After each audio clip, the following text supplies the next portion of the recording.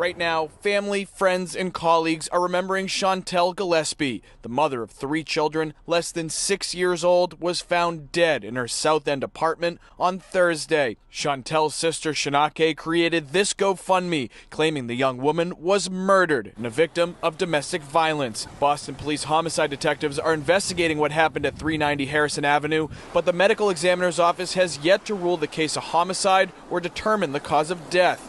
Gillespie was found dead just 2 days after finishing her nursing degree at the Labouré College of Healthcare in Milton. The school sharing this photo, saying she was preparing for her pinning ceremony in January. Gillespie also worked as a clinical assistant at Boston Children's Hospital, where a spokesperson says she was known for her dedication, compassion, and unwavering commitment to the care of patients. According to the GoFundMe, Gillespie emigrated from Jamaica in 2014, her sister writing, quote, "She worked tirelessly to have a successful future while battling to break the cycle of domestic violence. She never got to tell her children goodbye. She worked so hard for a future that was ripped away too soon." So the autopsy has still not been completed here, so no official word on Gillespie's cause or manner of death. By the way, that GoFundMe has raised more than $30,000 at last check. Her sister says that she wants to fly her remains back to her home of Jamaica. Welcome to True Jamaica Buzz, news and entertainment with a buzz. You heard the news of this young lady that left from Jamaica in 2014, maybe about a decade or so. She had a dream. She wanted to live that American dream. She came up, she did the right thing. She went to school, educated herself so that she could provide for her family. You heard what the news said. Her employees at that hospital that she worked in Boston Children's Hospital, said that she was compassionate, caring, very hard worker, went to school. As a matter of fact, she had just completed her nursing degree. She was supposed to be pinned on or about January of 2025. So pretty much she finished up the course, was supposed to graduate or get that pin. She was not able to do so because she was taken away by her boyfriend, husband. Now, people, you heard the sister said she was trying to stop the cycle of abuse which men put on women. If you look at your screen, this is her. This is her with her sister. This is her with her man, her husband. He is said to be the suspect in the takeaway of this lady. Now, based on the information that is out there, it is said that she has 3 children. All of those are below the ages of 6, I think, for the same man. If you look at the screen, this is pictures of this man feeding her ice cream, feeding her cake, and pictures of when she had some sort of baby shower because she was pregnant. The better days you could call it. She did not know that that same man that was supposed to love her, cherish her, keep her safe and secure, would be the reason why she would eventually lose her life. When the police spoke, they said that the autopsy is yet to come in, so people don't know whether she was juke up, whether she was conned up, whether she was poisoned. The police did not say what was the cause of DEATH. Now, usually, if somebody get juke up or somebody get conned, they would say because that would have been obvious. But like they said, the autopsy is yet to be determined. Now, people, this is yet a next young lady that left from Jamaica, thought that she was going to get a better life in a foreign land, live that American dream. She did everything to achieve her objective.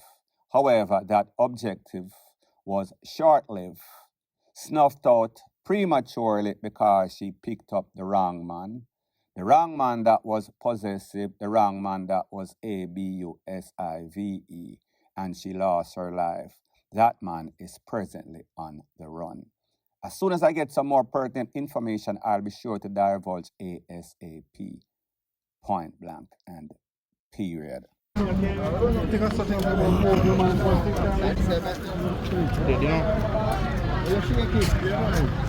man. Yeah, him get shot, you know. Oh, what me? What man? Oh, what me? You dead man. What you? What man? Them. You. I walk.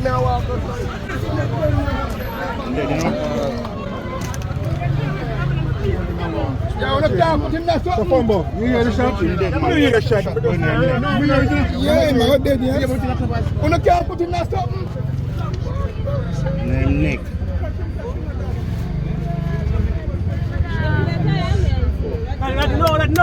No, stay. In a dead man. I like him and try. My breed. How about phone is that? I'm not him have no idea. No, like I son. I'm son. Him can only wait. Man saying father. General, don't sleep. Don't make him sleep. Come on, wake up! Him gone. Dead, man.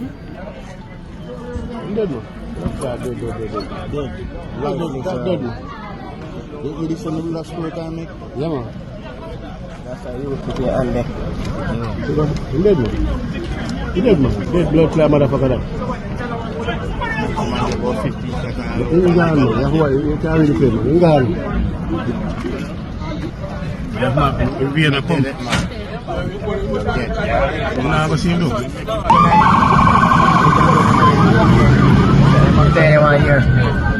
So the next thing that is popping in the news based on the video that you saw at the start of this portion is that a man that is said to be the production manager of FOSRICH, the branch that is on MOLYNES ROAD. As a matter of fact, I think that it is on Marvelly Avenue. However, he was trailed along MOLYNES ROAD and he was blazed up. His name is Wayne Cephus. Now, when that incident occurred, persons were saying that it is the owner of FOSRICH. His name is Cecil Foster. However, he came out and he said that he was not involved in any such altercation and he is okay. Now, people, based on the videos that are out there, and you know that because of YouTube's policy, I cannot just show anything that is of a graphic nature. We see the man that was in the vehicle. We saw that vehicle, it seems as if he was panicking. He tried to escape and him caught up in the back of a Honda vehicle that was also on the scene of the crime. That Honda vehicle was severely damaged. Looked like the people in that vehicle might have gotten some sorts of whiplash. So based on information, it is said that he was trailed. Gunmen on bike, jump off of the bike, blaze up the vehicle, him try to take away himself. After he was caught up, he pressed pedal to the metal and crashed in at the back of the Honda. The things that you could not see is that the airbag fly. We saw that the son was also on the scene and the son was spotting him, slapping him in the face to tell him, stay alive, stay alive.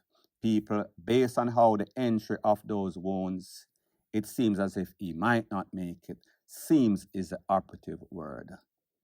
One thing that I observe is that it is a sad situation in Jamaica whenever you are involved or a victim of any sorts of crime.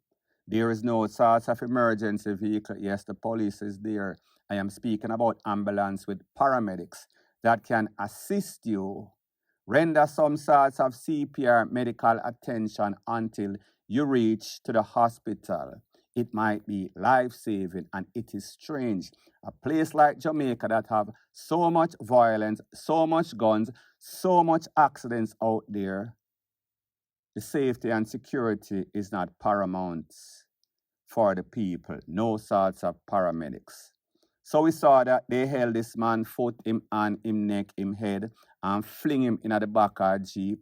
Then the police drive off with him. No paramedic, no medical attention. Police vehicle ablaze. The man a toss around like hog and goat. By the time he reaches to the hospital, not only the trauma of the incident, the trauma of driving in the back of these police vehicle, he might be DEAD by the time he reaches to the hospital. Now, based on the information that I am getting, it is said that this might be internal, not manager versus manager, but it is said that more than likely, it is the way that he deals with his employees. He is very strict, and sometimes people can say that you are disrespectful, especially if they're lazy. What this shows us is that persons that are at managerial positions have to be very careful who they employ and who they fire, because it might come back and backfire on you. I think that that is the case as it pertains to this, point blank and period. So the next thing that is popping in the news, it is called to have lived and then died in a Trelawny. Such is the case of one of the escapees that escaped from the Barnett Street lockup facility a couple of days ago. 5 of them escaped, 2 are now gone, and then 1 was captured. 2 are on the run at large, them call it. It is said that the individual that you see on the screen, his name is Tyrese Brown, known on the streets as Sheets. Ironically, he was spread out like a sheet. Them escaped from Barnett Street, which is in Montego Bay, a day or so ago in a place named Freemanstown. He was taken out, which is ironic. Since he escaped, got back his freedom under duress. That means that him jump over the fence, literally. Based on information, it is said that the police was on a special operation. He was a target. However, when they reached on the scene in which they got intelligence information that he was there, after the smoke cleared, he was turtle rushed to the hospital where he was pronounced officially by the doctor on the scene of the hospital. Now, people, isn't it ironic? He lived in Trelawny, escaped in a Montego Bay, went back to Trelawny. What this tells you is that these youths are not really street. These youths are poor badness. So therefore, them don't have any money, create all sorts of chaos and catastrophe, but broke like bread a dog. So them leave from Montego Bay and then go back the same place where he is from, in a some sorts of bush, in a Freeman Hill or Freeman Town. That is where the confrontation took place. Now, this youth was no ordinary criminal. As a matter of fact, when he escaped, he was going to court on a case in which he took away a 15-year-old girl, 15 or 14 at the time. She attended Troy Hill High School. Her name is Jamelia Cole. He was the one that was said to be the key suspect in the takeaway of that little child. So people, it is only just. Even if what the police said, alleged shootout, is not so, we will take the results anyway.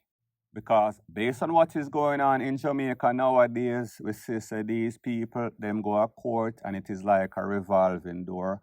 One day they're in, the next day they're out. It seems as if these judges are throwing sympathy party. So the police cannot take any sorts of chances, especially when you were charged initially for the takeaway using an illegal fire piece and ammunition of a little picnic. When them go for you, it is DEATH warrant that was signed. The chances are, possibilities are, you are not going to make it out. So even if it is controversial the way that he lost his life, the facts and the mitigating circumstances that you are a criminal, a murderer, a gunman, there should be no sorts of mercy for the merciless. He that liveth by the gun also should go by it, coincidentally, point blank and period. So the next thing that is popping in the news, because of its geographic location, we see that Jamaica is prime for the smuggling, meaning the Bob Marley and the Cindy Break spear, the weed and the cocoa, especially the cocoa, because the cocoa is more lucrative. They realize that the borders are porous. They realize that something is wrong at the airport. Too many persons are getting busted. That means that a whole bunch of stuff is going through that we cannot take account for. So the Narcotics Division, Customs Enforcement decide that they are going to put their foot down. They are going to launch Operation Clean Sweep. That operation got some success back to back on or about the 11th of December 2024, where it is said that parcels were intercepted with the amount of 28.5 pounds a whopping £500,000 UK money we are talking about. 5 individuals were locked up in custody. However, 3 of them were charged. Those individuals are 35-year-old ramp agent. His name is Rushane Powell, known as Romy. 62-year-old lead ramp agent. His name is Leroy Jones, OC Rata. 35-year-old ramp agent. His name is OJ Simpson. They were locked up. A couple of days later, a British female, her name is Salas Salaman. She was also locked up, intercepted 12 pounds of cocoa. So we are speaking about 28 and 12. 40 pounds of cocoa in excess of about 700,000 UK pounds. Now, people, what we've realized is that because of the hardship in Jamaica, because of the corruption, because of the greediness, Jamaicans are just thieves, especially persons that are working important positions, as in the airport customs. They are the ones that are supposed to be preventing. Well, they are not security, but me just say. A lot of times, especially Montego Bay, the epicenter of choppery, thievery, criminal activity, we should not be surprised that a lot of these people take these jobs in which them can be ramp supervisor, ramp worker, so therefore they can pack stuff in people's bag. So therefore it does not go through the proper protocols as in being scanned. They just put it in your bag and then you take that bag.